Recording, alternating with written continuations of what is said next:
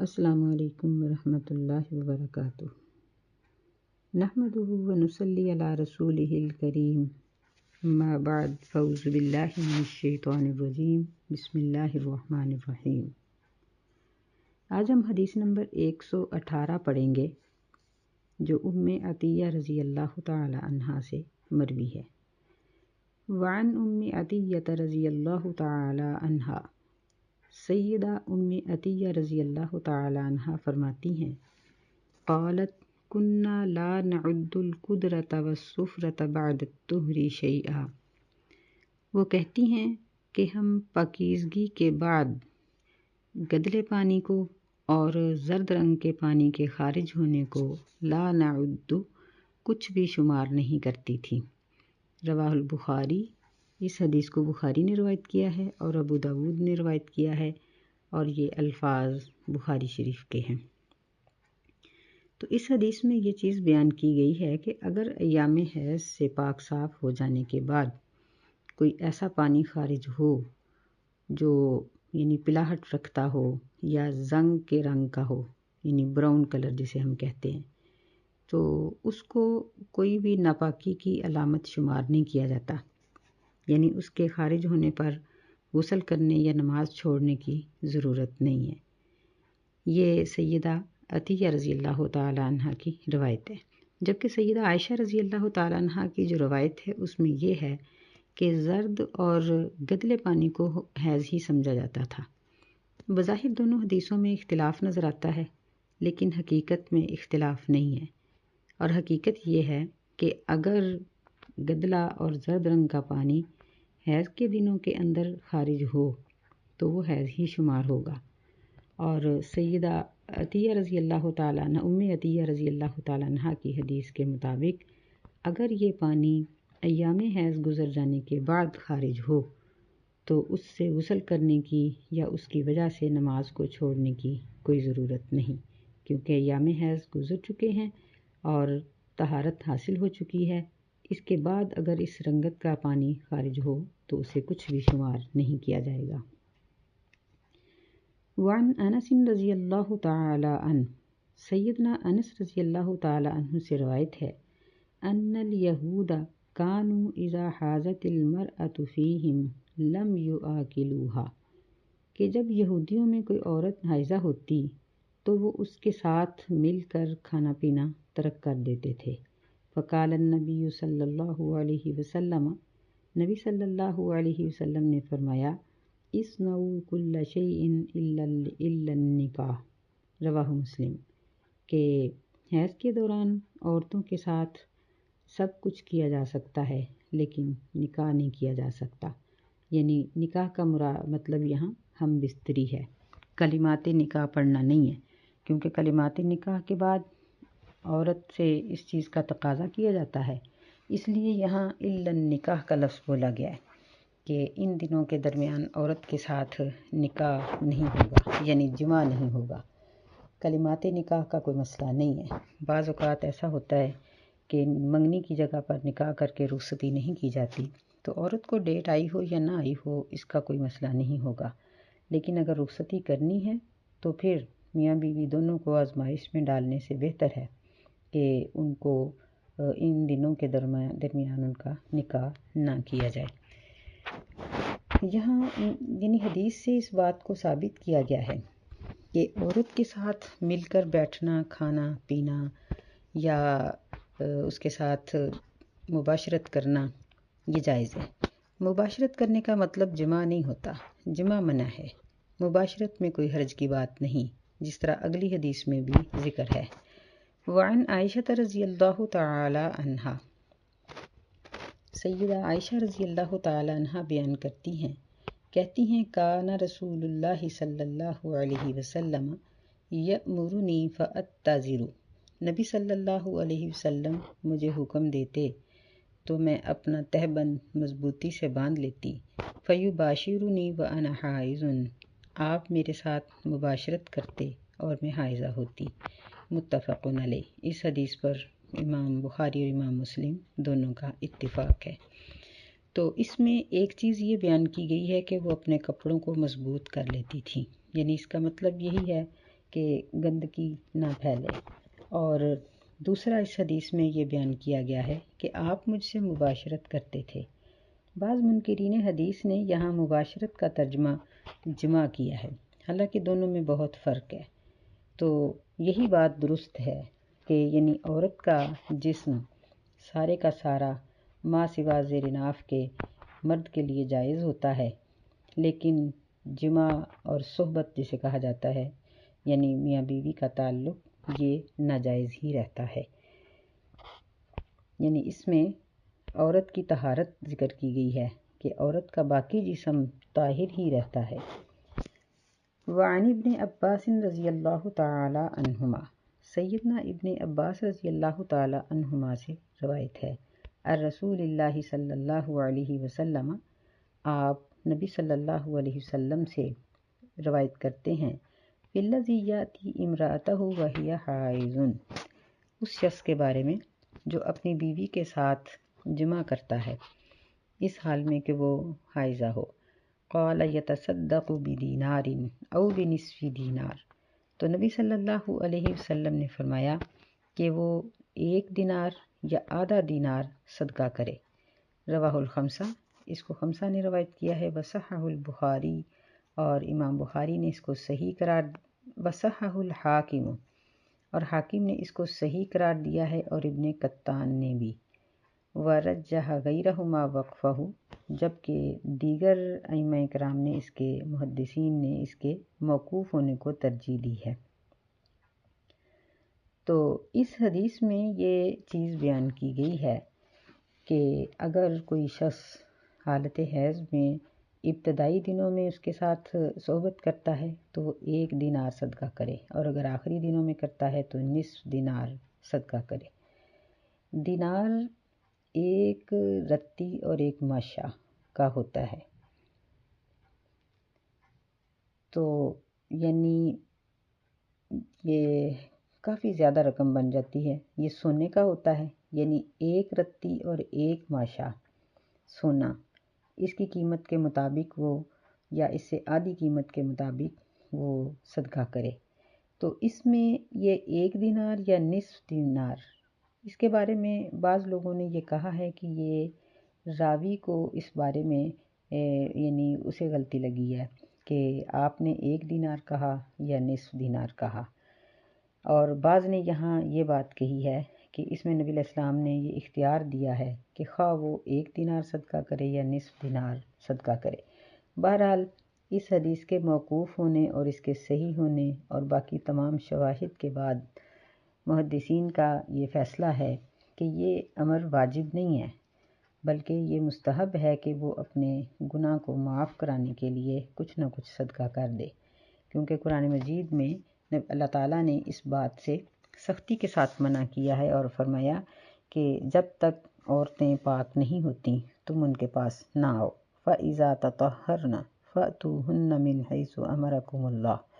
اور جب وہ پاک ہو جائیں تو اس وقت ان کے پاس اس طریقے سے آؤ جس طریقے سے تمہیں اللہ تعالیٰ نے آنے کی اجازت دی ہے۔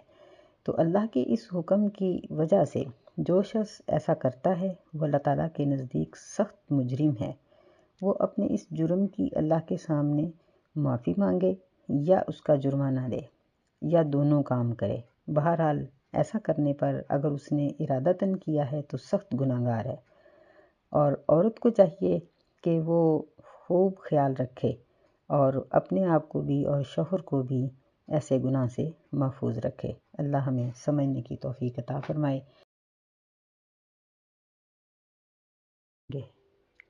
وعن عائشہ رضی اللہ تعالی عنہا،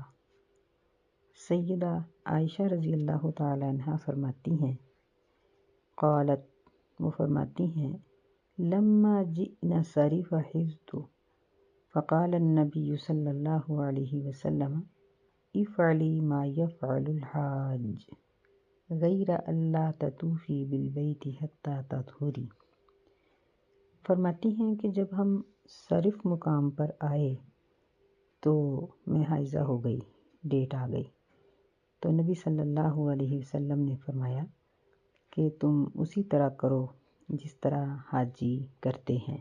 یعنی مناسک حج کو حج کرنے والوں کی طرح ادا کرو، لیکن اللہ تطوفی، بیت اللہ کا طواف نہ کرنا یہاں تک کہ تم اپنے ایام سے فارغ ہو جاؤ اور پاک ہو جاؤ۔ متفق علیہ۔ اس حدیث پر بخاری اور مسلم نے اتفاق کیا ہے۔ فی حدیث طویل، یہ ایک لمبی حدیث ہے۔ یہ حجۃ الوداع کا واقعہ ہے۔ نبی صلی اللہ علیہ وسلم جب اپنی ازواج مطہرات کے ساتھ حج کے لیے تشریف لائے تو انہیں ڈیٹ آ گئی، تو یہ پریشان ہو گئی، رو پڑیں۔ تو نبی صلی اللہ علیہ وسلم نے انہیں تسلی دی اور فرمایا کہ یہ ایک فطرتی بات ہے، تو تم حاجیوں کی طرح باقی تمام مناسک کو ادا کرو، لیکن بیت اللہ میں نہیں جانا، کیونکہ مسجد میں عورت کا داخلہ اس صورت میں ممنوع ہے، یعنی حیض اور جنابت دونوں حالتوں میں مرد اور عورت مسجد میں نہیں داخل ہو سکتے۔ تو کعبہ یہ افضل المساجد ہے، تو اس لیے اس کا طواف نہیں ہو سکتا اور نماز بھی نہیں پڑھی جا سکتی۔ اس کے علاوہ باقی سب کام کرو، یعنی بیت اللہ اور صفا مروہ کی سعی کے علاوہ باقی تمام کام کرو، کیونکہ طواف کے بعد ہی سعی کی جاتی ہے، خالی سعی تو ہوتی نہیں ہے، اس لیے اس چیز سے منع کیا گیا۔ تو سیدہ عائشہ رضی اللہ تعالیٰ عنہ نے حج اسی طرح کیا، اور اسی وجہ سے یہ اس حدیث کو یہاں لائے ہیں کہ اس میں ایک تو بات یہ ہے کہ عورت ان ایام میں نماز اور مسجد میں داخلہ اور روزہ یہ 3 عمل نہیں کر سکتی، اس کے علاوہ باقی تمام عمل کر سکتی ہے۔ دوسرا یہ ہے کہ نمازوں کی قضا نہیں دے گی، کیونکہ الحمدللہ یہ عورت کے لیے مشکل تھا، تو اللہ تعالیٰ نے عورت کو اس میں سہولت دی ہے کہ اگر ہر مہینے 6، 7، 8 دن کی نمازوں کی قضا دینی پڑتی تو بہت مشکل تھا، تو اس چیز کا ہمیں معاف کر دیا گیا ہے۔ لیکن روزوں کا منع معاف نہیں کیا گیا، روزے رکھے جائیں گے، یعنی حالت حیض میں ذکر بھی کیا جا سکتا ہے، تلاوت بھی کی جا سکتی ہے، مناسک حج سوائے بیت اللہ کے طواف کے بھی ادا کیے جا سکتے ہیں، اس چیزوں میں کوئی ممانعت نہیں، اور اس سے پتہ چلتا ہے کہ عورت کی زبان اور اس کا جسم پاک ہوتا ہے، اور لباس کے لحاظ سے عورت کو اپنے آپ کو پاک رکھنا چاہیے۔ یہ اگلی حدیث سیدنا معاذ رضی اللہ تعالی عنہ سے مروی ہے۔ وعن معاذ رضی اللہ تعالی عنہ انہ سأل النبی صلی اللہ علیہ وسلم ما یحل للرجل من امرأته وہی حائض۔ انہوں نے سوال کیا نبی صلی اللہ علیہ وسلم سے کہ بیوی اپنے شوہر کے لیے کہاں تک حلال ہے ماہواری کے دنوں میں، حائضہ ہونے کی حالت میں۔ فقال ما فوق الازار، نبی صلی اللہ علیہ وسلم نے فرمایا کہ تہبند یا شلوار کے اوپر کا حصہ۔ رواہ ابو داود وضعفہ۔ تو اس حدیث کا مطلب بھی یہی ہے کہ صرف صحبت نہیں کی جا سکتی، مباشرت میں کوئی حرج نہیں ہے۔ اس سے اگلی حدیث سیدہ ام سلمہ رضی اللہ تعالی عنہا سے ہے۔ وعن ام سلمہ رضی اللہ تعالی عنہا قالت كانت النفساء تقعد على عهد النبي صلی اللہ علیہ وسلم بعد نفاسها 40 یوما، کہ نفاس والی عورتیں یعنی بچے کی ولادت جن کی ہوتی ہے، چھلا جس کو کہتے ہیں، یہ عورتیں انتظار کرتی رہتی تھیں یا ناپاکی کی حالت میں بیٹھی رہتی تھیں نبی صلی اللہ علیہ وسلم کے زمانے میں 40 دن تک، یعنی اس کی انتہائی مدت ہے 40 دن۔ رواہ الخمسہ، اسے خمسہ نے روایت کیا ہے سوائے نسائی کے۔ واللفظ لابی داود، اور یہ ابو داود کے الفاظ ہیں۔ وفی لفظ لہو، اور اس کی ایک روایت میں ہے وَلَمْ يَأْمُرْهَا النَّبِيُّ صلی اللہ علیہ وسلم بِقَضَاءِ صَلَاةِ النِّفَاسِ، کہ نفاس والی عورتوں کو نماز کی قضا کا حکم نہیں دیا گیا۔ وصححہ الحاکم، اس کو حاکم نے صحیح قرار دیا ہے، یعنی جس طرح حیض کے دنوں کی نمازوں کی قضا نہیں ہے، اسی طرح بچے کی ولادت پر جو نمازیں رہ جاتی ہیں ان کی بھی قضا نہیں ہے۔ تو یہاں 40 یومن کا لفظ ہے، تو اس کا بھی حساب ڈیٹ کی طرح ہی ہوگا کہ جس طرح اس میں ماہواری میں عورت کی اپنی طبیعت ہے کہ بعض عورتیں تھوڑے دن، بعض عورتیں زیادہ دن گزارتی ہیں، اس میں صحت کا اور علاقائی ماحول کا بہت اثر ہے، علاقائی موسم کا بھی بہت اثر ہوتا ہے۔ ایسے ہی نفاس ہے کہ اس میں بھی اس کی انتہائی مدت 40 دن ہے، یعنی اگر 40 دن کے بعد بھی بلیڈنگ ختم نہ ہوگی تو وہ استحاضہ شمار ہوگا، اور پھر عورت نہا کر نماز بھی پڑھے گی، روزہ بھی رکھے گی، قرآن بھی پڑھے گی اور صحبت بھی ہو سکتی ہے۔ استحاضہ کی حالت میں صحبت منع نہیں ہے، اور کم از کم اس کی مدت نہیں ذکر کی گئی کہ کم از کم کتنی مدت ہے، یعنی ہر عورت اپنی طبیعت کے مطابق چند دن بھی، چند گھنٹے بھی گزار سکتی ہے کہ بچے کے پیدا ہونے کے چند گھنٹے یا چند دن کے بعد وہ پاک ہو جائے۔ تو جیسے ہی اس کی بلیڈنگ ختم ہوگی وہ فوراً نماز پڑھے گی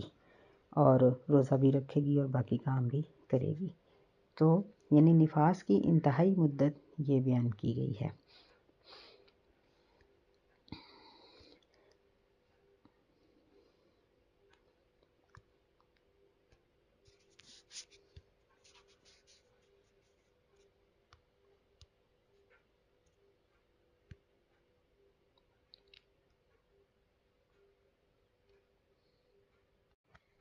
یہاں ایک بات قابل ذکر ہے، اور وہ یہ ہے کہ بچے کے پیدا ہونے سے پہلے بعض اوقات عورتوں کا واٹر بیگ لیک ہو جاتا ہے یا اور کوئی ان کو ایسی تکلیف لاحق ہو جاتی ہے جس کی وجہ سے سفید رطوبت جاری ہوتی ہے، تو اس حالت میں نماز نہیں چھوڑنی چاہیے، یہاں تک کہ اگرچہ بچے کی ولادت بالکل قریب ہو اور بے شک یعنی عورت اس وقت شدت میں ہوتی ہے، لیکن اگر بلیڈنگ شروع نہیں ہوئی تو اسے نماز پڑھنی چاہیے۔ اگر وہ اپنی طبیعت کی شدت کی وجہ سے نماز نہ پڑھ سکے تو اس نماز کی وہ فارغ ہونے کے بعد قضا دے گی، یعنی جو نماز ایسی حالت میں آئے کہ ابھی بلیڈنگ شروع نہیں ہوئی لیکن عورت اپنی درد کی شدت کی وجہ سے یا اگر آپریشن کی صورت ہے تو آپریشن تھیٹر میں یا اپنی بے ہوشی کی صورت میں اگر اس پر نماز کا وقت آ گیا ہے تو اس کی قضا وہ بچے کے پیدا ہونے کے بعد بلیڈنگ ختم ہونے پر دے گی، یہ نماز اس کے لیے واجب ہے۔ اور اگر اسے بلیڈنگ شروع ہو جائے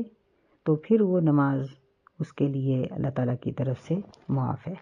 اللہ تعالیٰ ہمیں سمجھنے کی توفیق عطا فرمائے۔ السلام علیکم ورحمۃ اللہ وبرکاتہ۔